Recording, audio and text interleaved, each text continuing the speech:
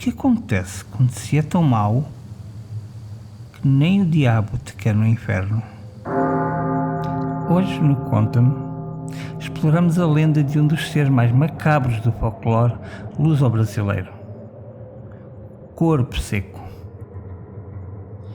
Mas o que leva alguém a uma condenação tão terrível? A lenda, com raízes em crenças europeias e que floresceu no Brasil colonial, é clara. Não se trata de um pecado comum, mas de atos de uma crueldade impensável, em particular contra a mãe ou alguém que quebrou uma promessa sagrada feita a Deus. A consequência desta extrema malvadez é um destino único no mundo sobrenatural, uma tripla negação. O seu corpo e alma são tão desprezíveis que é rejeitado por Deus, pelo diabo e, o mais aterrador, a própria terra recusa-se a reclamá-lo, expelindo o seu corpo da sepultura intacto. O resultado? Um cadáver que não apodrece e não descansa, ressequido, reduzido a pele e osso, mas, segundo a lenda, com detalhes grotescos que provam que ele não está verdadeiramente morto. As unhas e os cabelos continuam a crescer, uma imagem tão horrenda que em algumas regiões é conhecida apenas como o Unhudo. Preso entre mundos, ele vagueia pelo nosso, agarrando-se aos vivos, não para se alimentar, mas para espalhar o terror puro que consome. E a parte mais arrepiante de toda a lenda? As fontes são unânimes no seu silêncio. Não existem rituais, rezas ou proteções conhecidas contra o corpo seco. Se ele cruzar o teu caminho, não há para onde fugir. Conseguem imaginar que atos tão grotescos podem levar alguém a ser recusado até no inferno? A certeza da resposta perdeu-se no tempo, mas os ecos de uma história sobreviveram. A história de Brandur, o primeiro. As terras de Brandur morriam. A fome dominava. Uma praga que nenhuma reza aos deuses antigos curava. Cada rosto magro no seu povo era um desafio à sua liderança. Mas o desprezo maior, Brandur guardava-o para dentro de casa. 2 filhas, mas nenhum herdeiro homem para continuar o seu legado. Do alto da colina que marcava a fronteira do seu território, Brandur observava o vale vizinho, e o que via era uma ofensa. Onde as suas terras eram pó e silêncio, as deles eram verdes e prósperas. Era um povo numeroso, mas pacífico, sem a sua cultura de aço e conquista.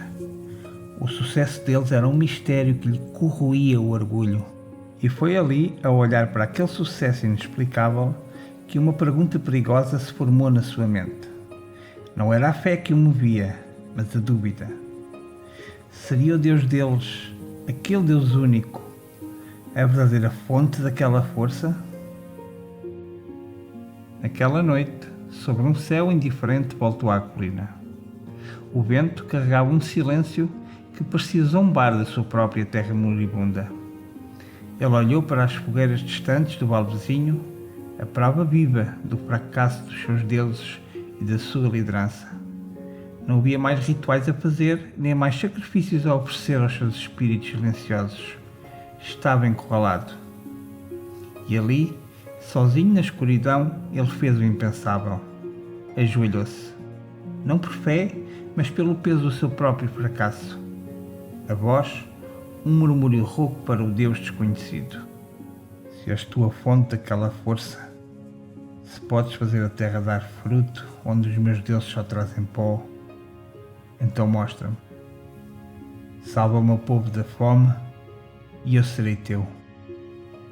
A minha vida, o meu governo, seguirá os teus valores.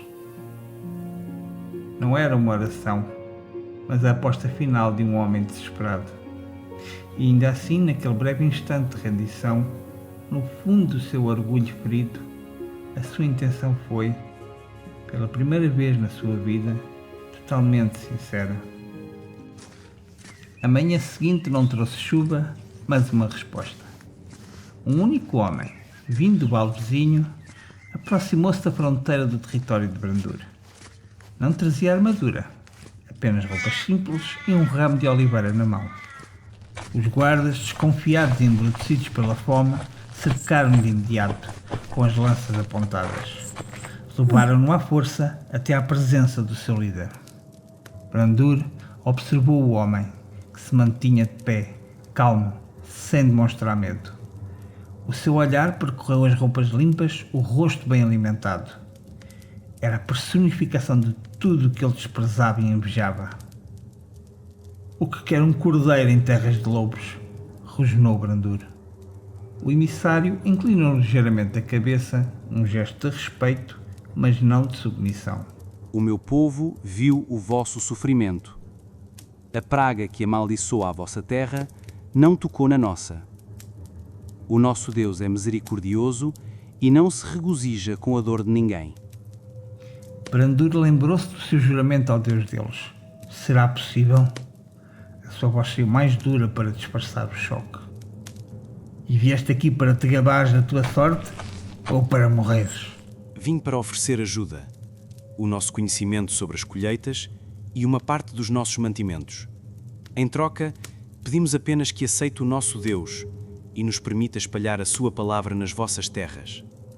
Coincidência ou não, a oferta era a resposta exata à sua prece desesperada. Mas Brandur não viu a mão de um Deus. Viu a mão de um rival, a oferecer-lhe esmola. Viu a humilhação. E no seu coração, a pequena e sincera faísca de dúvida da noite anterior foi imediatamente sufocada por uma onda de orgulho e ressentimento. Ele aceitaria a ajuda, mas nunca lhes perdoaria por isso. Algum tempo passou e a sua comunidade recuperou. Mas o rancor por ter precisado da ajuda deles, o desdém do seu sucesso, turbavam-lhe a mente. Também não cumpria a sua parte do acordo, nem melhorou a forma como tratava a sua comunidade.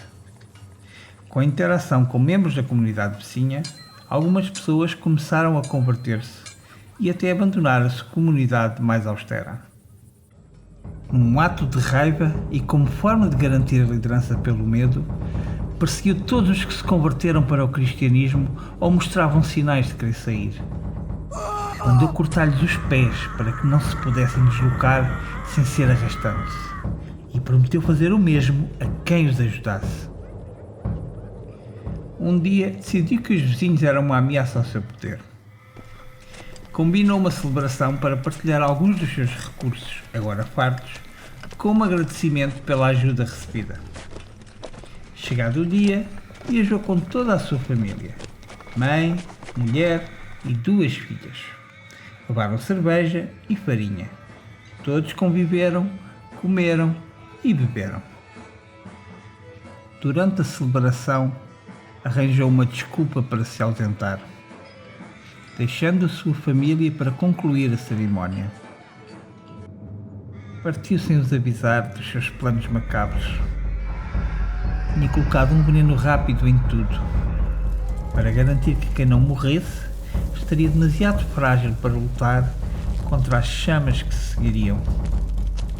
Pois previamente tinha enviado homens para a floresta para atear fogo em todas as frentes e cercá-los. O seu plano foi um sucesso assombroso. Quase ninguém da outra comunidade sobreviveu. Os que não estavam mortos pelo veneno morreram consumidos pelas chamas. Na maioria mulheres e crianças que não beberam nem comeram.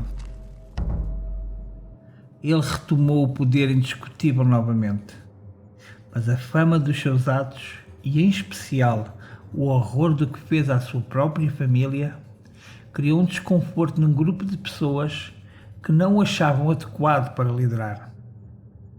Prometendo a partilha do seu tesouro e poder, organizou um grupo de soldados e cidadãos leais.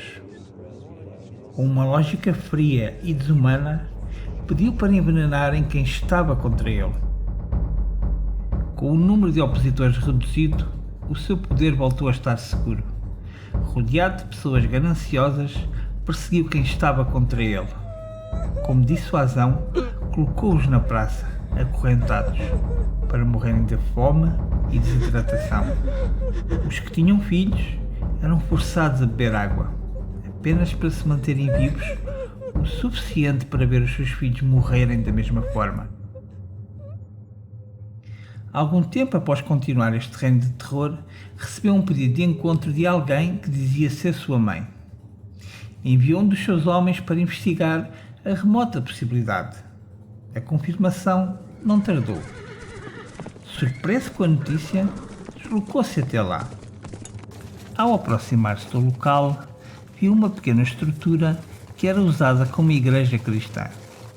Igrejas essas que ele tinha proibido. Lá dentro foi recebido pela sua mãe, mais envelhecida pelo sofrimento e com a cara e as mãos parcialmente queimadas pelo fogo. Apesar de tudo, ela ainda acreditava que o podia convencer. Tentou ter uma conversa com ele, mas não havia qualquer vestígio de remorso em Brandur. Homens? Gritou olhando-me diretamente nos olhos. Não era suposto sobreviveres. Agora tenho que acabar o que comecei. Disse ele baixinho, mantendo o olhar fixado no da mãe. Tranca-ne neste sítio e peguem fogo a tudo. Disse virando as costas, enquanto a sua mãe caía de joelhos com o peso da sua desilusão. Um dos guardas hesitou por um instante, mas ninguém desobedecia a Brandur. Enquanto se afastava da igreja em chamas, o seu peito foi transpassado por uma espada, fria como a sua alma. Um dos guardas, achando que aquilo era o limite, decidiu matá-lo, enquanto os outros apenas observaram. Os seus homens atiraram o seu corpo para o fogo que ele próprio criara, acreditando que as chamas purificariam a terra de sua maldade. Abandonaram o local para nunca mais voltarem.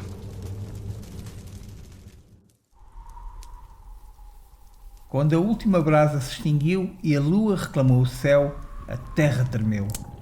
Não para reclamar o seu corpo, mas para o expulsar. Do meio das cinzas e da madeira carbonizada, uma mão ergueu-se, com unhas longas e negras a raspar os escombros. Depois, lentamente ergueu-se uma figura. Não era Brandur, nem um homem, nem um fantasma. Era uma coisa, um corpo ressequido de pele esticada sobre os ossos. A terra e o céu não o quiseram, o fogo não o purificou. Preso para sempre entre a vida e a morte, o primeiro corpo seco estava agora livre para vaguear e aterrorizar quem tivesse o azar de atravessar o seu caminho na noite.